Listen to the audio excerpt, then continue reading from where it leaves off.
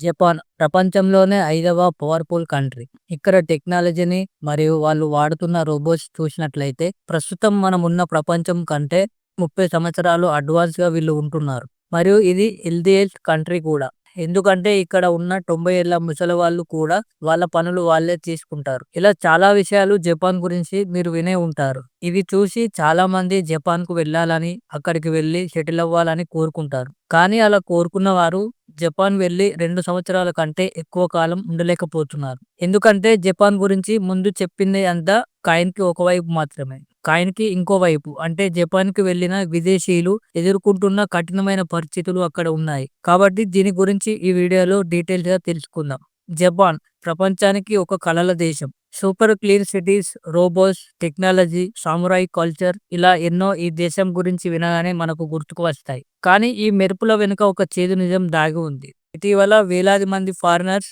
జపాన్‌ని వదిలి తమ దేశాలకు వెళ్లిపోతున్నారు. వీసాలు ఉన్నప్పటికీ ఉద్యోగాలు దొరికిన అనేక కారణాల వల్ల వాళ్ళు తమ దేశాలకు తిరిగి వెళ్లిపోతున్నారు. ఫారినర్స్ అక్కడ బతకడం చాలా కష్టంగా మారింది. జపాన్ ఇమిగ్రేషన్ డేటాని గమనిస్తే మనకి ఒక విచిత్రమైన ప్యాటర్న్ కనిపిస్తుంది. 1980లో ఎంతమంది ఫారినర్స్ జపాన్‌లోకి వచ్చారో దాదాపు అంతే మంది తిరిగి వెళ్లిపోయారు. 2021లో జపాన్‌కి వచ్చిన వారు 3.5 లక్షలు అయితే వెళ్ళిన వారు 5 లక్షల మంది. అంటే జపాన్‌కి వచ్చే వారి కంటే జపాన్ నుండి వెళ్ళిపోయే వారి సంఖ్య ప్రతి సంవత్సరం పెరుగుతూ వస్తుంది. ఓఈసీడీ రిపోర్ట్స్ ప్రకారం వీసా లైఫ్ టైమ్ రెన్యువల్ అయినప్పటికీ 60% ఎంప్లాయీస్ జపాన్‌లో 2 సంవత్సరాల కంటే ఎక్కువ కాలం ఉండాలని అనుకోవడం లేదట.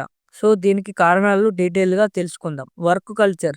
జపాన్‌లో వర్క్ అంటే కేవలం ఉద్యోగం మాత్రమే కాదు. ఒక విధమైన జపం లాంటిది. జపాన్‌లో ఒక ఎంప్లాయీ డెడికేషన్‌ని అతను ఎంతసేపు ఆఫీస్‌లో ఉంటున్నాడు అనే దాని ఆధారంగా కొలుస్తారు. 12-14 గంటలు అక్కడ పనిచేయడం సాధారణమైన విషయం. జపాన్‌లో వర్క్ చేయడం అంటే ఒక రకమైన ఒత్తిడి. వాళ్ళు చాలా గంటలు పనిచేసి ఒక్కొక్కసారి అలసిపోయి ఎక్కడ పడితే అక్కడే నిద్రపోతారు. కారోషి వల్ల చాలా ఎంప్లాయీస్ చనిపోయారు. కారోషి అంటే అర్థం ఓవర్ వర్క్ వల్ల చనిపోవడం. ఇలా ప్రతి సంవత్సరం వందలాది మంది ఎంప్లాయీస్ ఈ కారణం వల్ల ప్రాణాలు కోల్పోతున్నారు. అధికారికంగా ఈ కారణం వల్ల 400 మంది చనిపోతున్నారని తెలుస్తుంటే నిపుణులు మాత్రం ఈ సంఖ్య ఎక్కువే ఉంటుందని చెప్తున్నారు. మరొక ముఖ్యమైన విషయం ఏమిటి అంటే జపాన్‌లో ఎంప్లాయీస్ లీవ్స్ తీసుకోవడానికి భయపడుతుంటారు. దీనికి కారణం తెలుసుకోవడానికి 2018లో ఒక సర్వే నిర్వహిస్తే ఆ సర్వేలో ఎంప్లాయీస్ చెప్పిన ఆన్సర్స్ వింటే చాలా ఆశ్చర్యం వేస్తుంది. అవి నేను లీవ్ లో ఉంటే కొలీగ్స్ పని చేస్తున్నారు అనిపిస్తుందని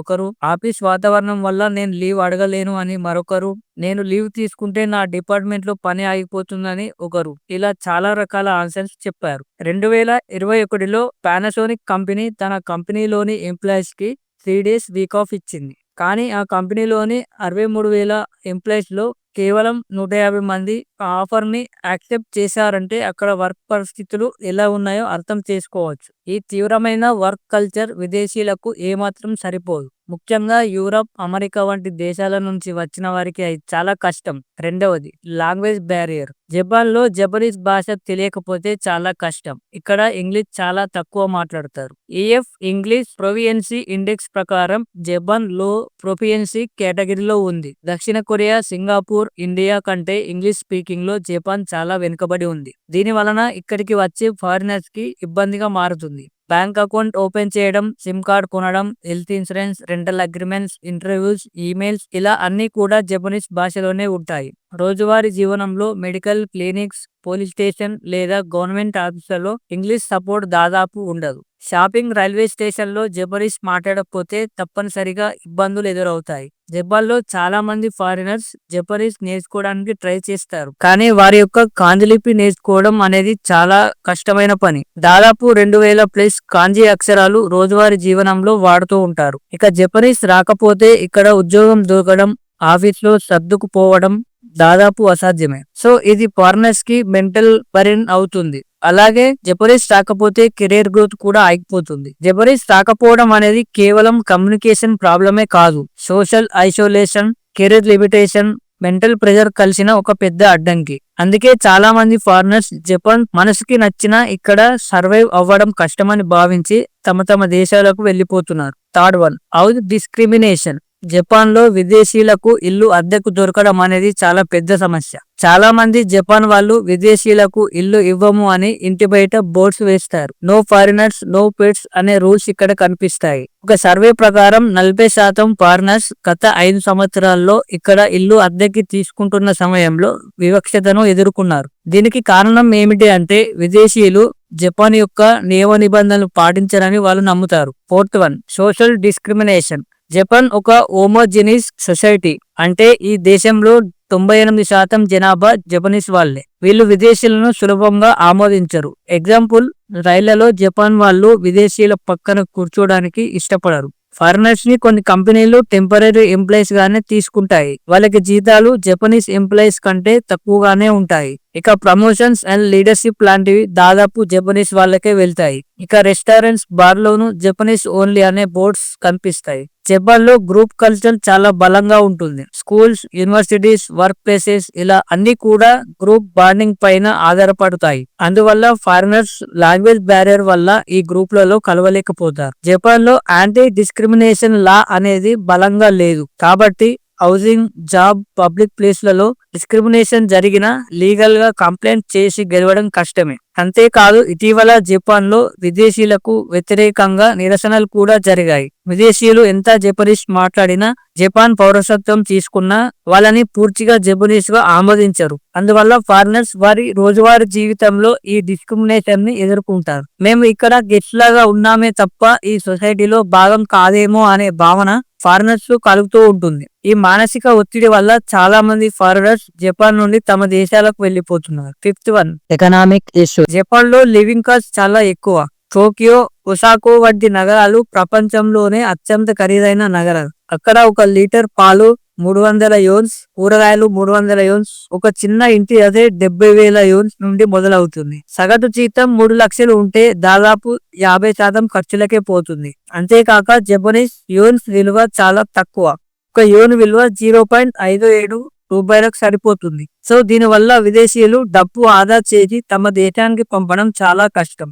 గత 30 సంవత్సరాల్లో జపాన్ లో జీతాలు కేవలం 10% మాత్రమే పెరిగాయి. అంటే 1990లో 3 లక్షల యోన్స్ పొందిన వ్యక్తి 2020 వచ్చేసరికి 3,30,000 యోన్స్ మాత్రమే పొందుతున్నాడు. ఇది ఇతర G7 దేశాలతో పోలిస్తే చాలా తక్కువ. కానీ జపాన్ లో ఖర్చులు మాత్రం చాలా పెరిగిపోతున్నాయి. ఉదాహరణకి ఒక ఇండియన్ వ్యక్తి అక్కడ నుండి 10,000 యోన్స్ పంపితే ఇండియాలో కేవలం 5,700 మాత్రమే అవుతుంది.